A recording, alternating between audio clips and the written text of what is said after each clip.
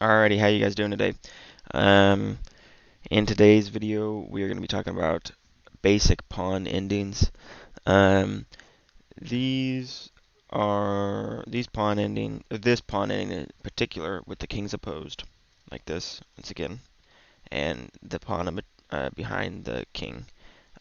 This is one of the most basic positions in pawn end games, and it's really important for you to know it because lots of games will distill down to these positions, and so you need to know how to win this position.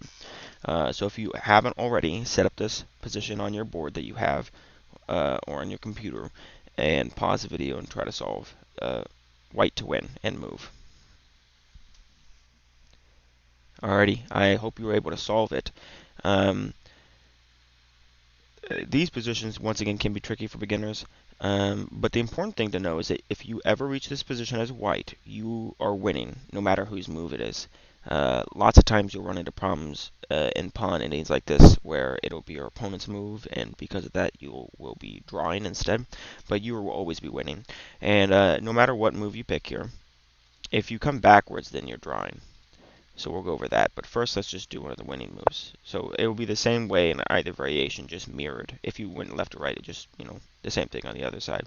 So either black can move away like this. But the problem with this is that he gives up control of the queening square. And now, as you see, the white king controls the pawn's path all the way down to the queening square, and black will be helpless to stop him. So this is not the most strong defense by black, not the most accurate. Most accurate is for black to continue to oppose the white king, and as you will see, this will not work either.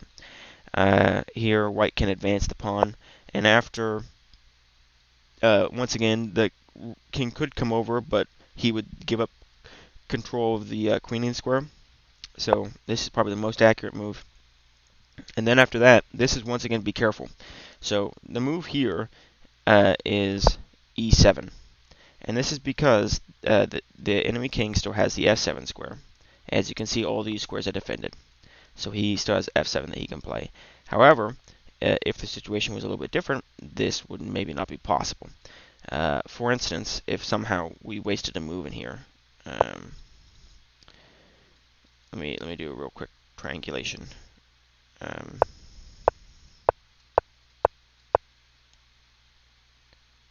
all right, here we go. So if instead the position was this, so if basically what I'm saying is, do not push the pawn with check. If you are going to have to push the pawn with check, the position is already drawn. And the reason is because after you push here with check, the king won't go over, but rather he'll go in front of the pawn. The white king still needs to defend this pawn, and the only square he can do that from is this square and this square. The reason being that now the black king takes away d7 from him. So the only other move that white can make to continue to protect this pawn is king e6. But as you can see, this is stalemated once again because the white king takes away d7 and f7, and the pawn and protects the pawn, and the pawn takes away f8 and d8. And so this would be a stalemate. So if you are pushing the pawn in with check, you're doing it wrong, and you need to rethink your strategy real quick. But going back here, let's see, not d7. All right, yeah. But so if you push without check, this is just fine, and that's because he still has an escape square. Now, if it was white's turn here, white would be losing, or he would be drawing rather, um, and would have to play king e6. But now black is forced out, and white can take control of the queen square with d7.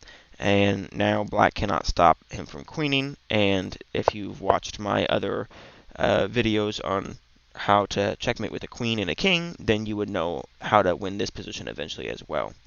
Um, so going on to the next example, this solution here, where the kings are opposed and there's a pawn behind the attacking side's king.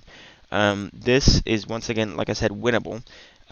This is a winning position for white along any of these files. The B to G file, this is winning. If you get on the rook files, you run into some problems, and we're going to talk about that in this next position here. But just keep in mind that this is transferable anywhere. Um, so here's the problem with the rook files. Is white to move, black to move, doesn't matter in this position. This is drawn. So I won't make you struggle and try to find a solution for it. After maybe king g6, king g8, you can see that um, you can see that black will continue to mirror white.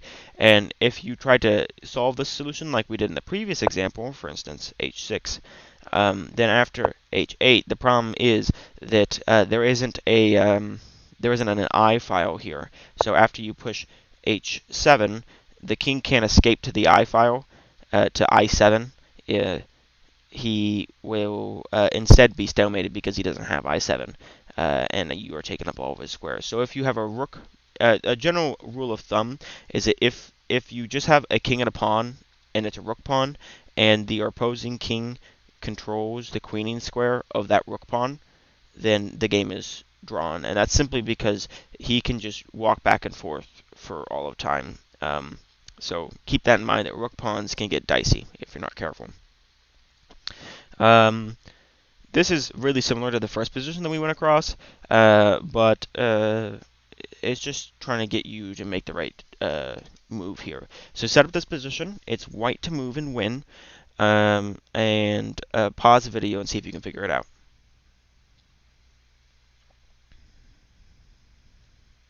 Alrighty, I hope you did figure it out. The key here is to enter into the position that we found. As I said before, if the kings are opposed like this, and with the pawn behind them, this is always winning for white, no matter whose move it is. Although the move order this time will have to be different about how we convert this into a win. So, and this is, I believe, the only winning move as well. I think any other move here will be losing. So, king f7, and as you can see, the king will come up and he will interrupt your position. If the king comes back, the same thing will happen. The enemy king will advance, and after the king gets off the, let's say we did this for some reason. Now I can never get in front of the pawn and make way for it, and so I have to push the pawn first. And after the king will probably do something like this. You see that we'll advance and the pawn will check, and this is no bueno. Alrighty. Man, where's my right move? Okay, here it is. King e7. So, e6, sorry. Yeah, so this is by far the best move here. Black has two choices. Once again, it's mirrored on either side. You just need to pick a side for black.